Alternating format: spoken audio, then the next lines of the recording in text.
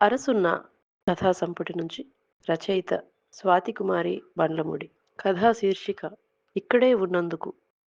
ఈ భూమి మీద ఏదైనా గుర్తు వదిలి వెళ్ళాలని కోరిక కాదు. పొరపాటున ఏమైనా మచ్చని మిగిల్చిపోతానేమో అని భయమూ కాదు. పాత పరిచయస్తులు ఎవరో చిరునామా వెతికి నా అజ్ఞాతపు ఏకాంతవాసంలోకి ఒక కవిత్వపు పుస్తకం పంపినట్టు ఈ ముసురు రోజుల్లో ఒక పూట బాల్కనీలో రవ్వంత సూర్యకాంతి. సంతోషం కోసం ఆశపడే కాలం కాదు. క్షేమం కోసం ప్రార్థించుకునే కాలమిది. ఈ రూపం చాలిస్తే తిరిగి ఏ నేల మీద కురవాల్సి వస్తుందో అని మబ్బుకి భయం ఉంటుందా? ఉన్నది ఒకటే జీవితమా? వేలాది రూపాల పరిణామ ప్రయాణమా? ఇంకెన్ని అనుభవాలు? ఎంత ప్రయత్నం? ఎంత ప్రయాస? కావాలనుకుని, వద్దనుకుని, ఏదనుకున్నా చివరికి జరిగేది ఇంకేదో అని తెలుసుకుని, అంతం దొరుకుతుందా ఈ వేదనకి అని ధ్యానాంకితమై అవలోకించుకుని, పాదాలు తాకి పదాల్ని త్యజించి రమ్మని, పొమ్మని, కాదులెమ్మని పిల్లలాటలాడుకుని, పెద్ద మాటలతో నిందించుకుని, ఇలా ఈ హాస్పిటల్ వెయిటింగ్ రూమ్‌లో చివరి తీర్పు కోసం ఎదురు చూస్తూ ఊరి పేరు చెప్పమ్మా? క్యూలో నా ముందున్న ఆమెను అడిగింది receptionist. Manikonda.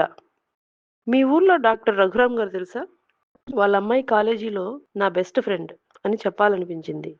Anyway, how does it matter now? వరుసలో తర్వాత ఉన్నది నేనే. రిపోర్టులు చేతికొచ్చాయి.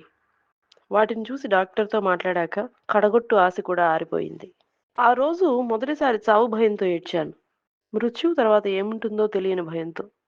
50 ఏళ్ల జీవితంలో చదువని, ఉద్యోగమని, కుటుంబం కోసమని ఇప్పటికి ఎన్నో చోట్ల తిరిగాను. కొన్నేళ్లు ఒక ఊర్లో ఉండి అంతా అలవాటయ్యాక ఉన్న ఫలానా ఊరు మారాల్సి వస్తే ఎప్పుడూ విసుక్కోలేదు. కొత్త చోటు, కొత్త భాష, సహించని తిండి, తట్టుకోలేనంత వేడి, భరించలేనంత చలి, ఏదున్నా ప్రతిదాన్ని ఒక అనుభవంగానే చూశాను.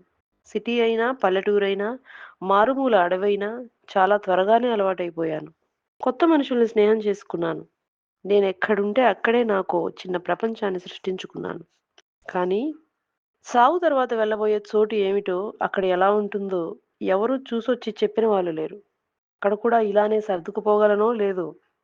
ఏమో!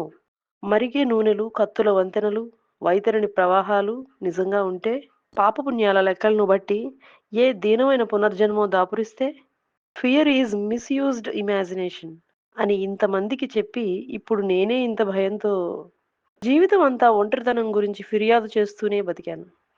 చుట్టూ ఉన్న మనుషులు మొరటి వాళ్ళని, మనసు తెలుసుకోలేని వాళ్ళని, మాట చెప్పుకోలేని మొద్దు మనుషులని ఎప్పుడూ ఏదో వెలితితో, అసంతృప్తితో రోజులు వెళ్లదీశాను. ఇప్పుడు వాళ్ళందరూ ఎంతో ఆత్మీయంగా కనిపిస్తున్నారు. గొడవ పడ్డవాళ్ళు, చాడీలు చెప్పుకున్న వాళ్ళు, కదలనీయకుండా సోది కబుర్లు చెప్పి విసిగించిన వాళ్ళు, ఎవరైనా సరే. సాటి మనిషి అయినంత మాత్రానికే ఎంతో కావాల్సిన వాళ్ళలా తోస్తున్నారు. వీళ్ళలో ఎవరైనా నాకు తోడొస్తారా? ఏ ఒక్కరైనా పర్లేదు. పోనీ అవతల వైపు దాకా దింపి వెనక్కి వచ్చేసినా సరే. అయినా నా పిచ్చి కానీ, వీళ్ళలో నన్ను గుర్తు చేసుకునే వాళ్ళెవరు? నేను లేకపోతే తల్లకిందులైపోయే వాళ్ళెవరు? వెళ్ళిపోయాక ఎవరో ఒకరైనా నా కోసం దుఃఖపడాలని ఎందుకో ఈ కోరిక. పోయాక కూడా ఏదో ఒక రూపంలో కనీసం జ్ఞాపకంగా అయినా మిగిలిపోవాలని ఏమిటి ఆరాటం? కొన్ని నెలల క్రితం ఒకరోజు నిద్రలేచేసరికి ఉన్నట్టుండి పొట్ట పెద్దగా అయినట్టు అనిపించింది. నిండా గాలి ఊదిన బెలూన్‌లాగా పేలిపోతుందేమో అన్నట్టు. గ్యాస్ట్రిక్ ఏమో! నిన్న ఏం తిన్నాను? పొత్తి కడుపులో ఏదో అడ్డుపడ్డట్టు నొప్పి. ఎంతకీ తగ్గట్లేదు. మెనోపాజ్ వల్ల కూడా కావచ్చు. మొదటి ఆలోచన ఇంత పొట్టతో బయటికెలా వెళ్ళాలి? డైట్, ఎక్సర్‌సైజ్ ఎన్ని రకాలుగా జాగ్రత్త పడ్డాను పొట్ట పలసగా ఉండాలని. 2 డెలివరీల తర్వాత కూడా గట్టిగా నడుము కట్టుకొని నా డిసిప్లిన్‌కి, శరీరం మీద చూపించే శ్రద్ధకి సన్నటి శరీరం, పల్చటి పొట్ట చిహ్నాలు అనుకున్నానే. నీకు ఎలాంటి డ్రెస్ అయినా చక్కగా సూట్ అవుతుంది. అసలు ఆడ్‌గా అనిపించవు. చీరలో అయితే చూడముచ్చటగా ఉంటావు అని ఎవరైనా మెచ్చుకుంటే ఎంత గర్వపడేదాన్ని. సామంత్ సాయిలో ఉన్నా అంత పొడుగు కాకున్నా, కొట్టొచ్చే కనుముక్కు తీరు లేకున్నా, బ్యూటీ టిప్స్, చర్మ సంరక్షణ లాంటి వాటికి ఓపిక లేకున్నా, ఒళ్ళు ఔట్ ఆఫ్ షేప్ కాకుండా చూసుకోవడం వల్ల కదా కాన్ఫిడెంట్‌గా బయట తిరగగలుగుతున్నాను. కష్టాల్లో బిడ్డని కడుపులో పెట్టి కాపాడుకున్నావమ్మా అనేది అమ్మ. కడుపులోది తీసిపెట్టే మనసు నీది అందే అత్తగారు. కడుపులో మాట ఎవరికీ చెప్పుకోవు అంటాడు నాన్న. కడుపు మార్చుకొని కష్టపడి చదివి ఇంతదయింది అన్నారు చుట్టాలు. ఆయనకి కోపం వచ్చినప్పుడు కడుపుకు గడ్డి అనేదో అంటాడు. ఇన్నేసి విషయాల్ని దాచుకోవడం వల్లనే కడుపు ఇంత పెద్దదైపోయిందా? అమ్మా!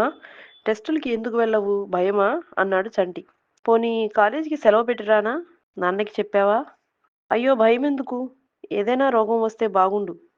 ఏదైనా పెద్ద రోగం వస్తే బాగుండు అని ఎప్పుడూ ఒక రహస్యపు కోరిక ఉండేది కుర్ర వయసులో.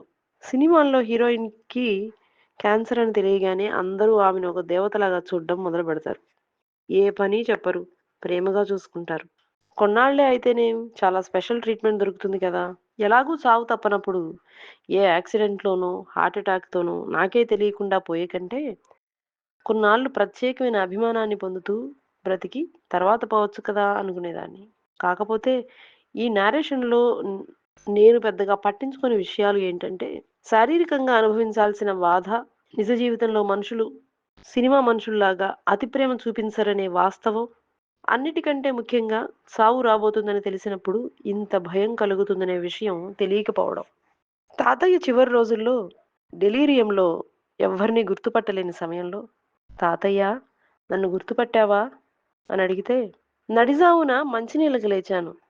సరస్వతి సన్నగా వీణ వాయిస్తూ వసారాలో ఒకటే సందేహం తీరలేదు. కలడు కలండనడి వాడు కలడో లేడో అని. నాతో ఆయన చెప్పిన ఆఖరు మాటలవే. పోనీ నాకైనా తీరిందా ఆ సందేహం? ఎప్పుడో ఒకరోజు ముగింపు తప్పదని తెలుసు కానీ, మరీ ఇంత అర్ధాంతరమా? అమ్మమ్మ అంటూ ఉండేది. నాకు ఇప్పుడే చావొస్తుందా? చూడు వెనకాల ఎంత పెద్ద మూట ఉందో. అనుభవించకుండా ఎక్కడికి పోయేది? చేసిన కర్మము చెడని పదార్థం అని. ఇదంతా ఓ పర్ఫెక్ట్ డిజైన్. అలా వేలితో తాకి చూడు. ఏ చిన్న పీస్ మిస్ అయినా మొత్తం కుప్పకూలిపోతుంది. ఆ చిన్న పీస్ నేను కూడా కావచ్చా? ఉన్నట్టుండి నేను లేకుండా పోతే ఈ డిజైన్ మొత్తం కుప్పకూలుతుందా? లేక నేను లేకుండా పోవడంతో ఈ డిజైన్ ఇప్పటికి పర్ఫెక్ట్ అవుతుందా? సెలైన్‌లో నుంచి చుక్క చుక్క మెల్లగా, తెల్లగా, ఎర్రగా, పారదర్శకంగా దర్శకం, దర్శనం, దర్శనీయ స్థలం, ఆకుపచ్చ కర్టెన్‌లలో నుంచి బయట కనపడేదంతా పుణ్యక్షేత్రమే. ఈ పవిత్ర స్థలానికి, ఈ అరుదైన జీవితానికి ఎప్పుడైనా విలువిచ్చానా? దొరికిన సంతోషాలకి, అదృష్టాలకి సరిపడా కృతజ్ఞత చెప్పుకున్నానా? బాల్యం గురించి నా చిన్నప్పుడు అని ఎవరైనా మాట్లాడుతున్నప్పుడు నాకు బహుశా అది నిస్సహాయతగా వినిపిస్తుంది.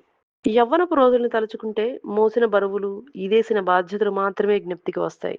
ఆ రోజులే వేరు అని ఏ రోజు గురించి అనుకోబుద్ధి కాదు. ఇన్ని మైలురాళ్ళు దాటాక సాధించిన విజయం ఏమిటంటే, అబ్బా!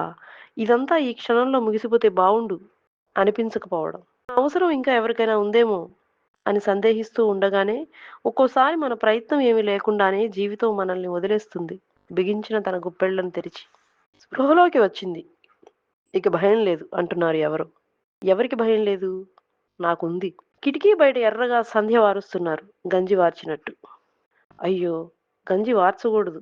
చాలా పోషకాలు చంటిగాడికి జ్వరం వచ్చినప్పుడు ఒక ఉప్పు కల్లు, ఇంత వాము కలిపి యూ షుడ్ స్టే స్ట్రాంగ్.